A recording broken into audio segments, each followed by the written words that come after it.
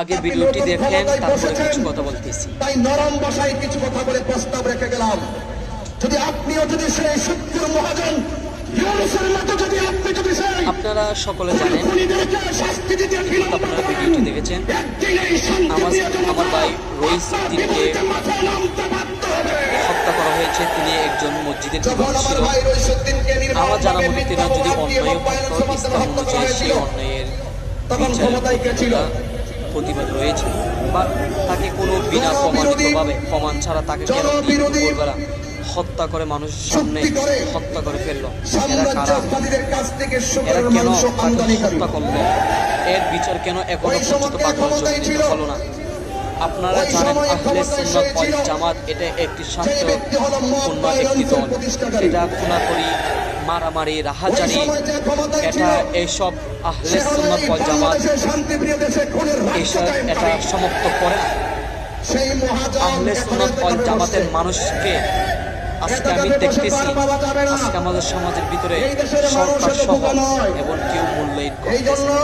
But কেন? আহলে সুন্নাত ওয়াল জামাত সঠিক পথে চলে, তার জন্য আমি কি ধরে নিব আহলে সুন্নাত ওয়াল জামাত সত্যি কথা বলার কারণে এর বিচারগুলো এখনো বাংলাদেশে হচ্ছে না। আমি মাননীয় প্রধানমন্ত্রী তারেক রহমান কাছে শ্রদ্ধার সাথে বলতে চাই, আমার ভাই রইস উদ্দিনের হত্যাকাণ্ডের বিচার অতি তাড়াতাড়ি বাংলা জমিনে করা হোক।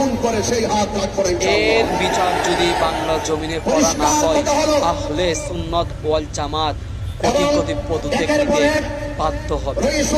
আসলে আমি সরকারের কাছে আহ্বান করব, আমার ভাই রইস উদ্দিনের হত্যার কাণ্ডের বিচার অতি তাড়াতাড়ি করা হোক। তাদেরকে অতি তাড়াতাড়ি আইনের আওতায় আনা হোক, তাদেরকে অতি তাড়াতাড়ি তাদের বিচার করা হোক। ইউনূস সরকারের আমলে এই রইস উদ্দিনের মামলাটি নিতে চাই নাই, তারপরও অনেক কষ্ট করার পর মামলাটা হয়েছে। বাট এই মামলার সঠিক তদন্ত হয় নাই।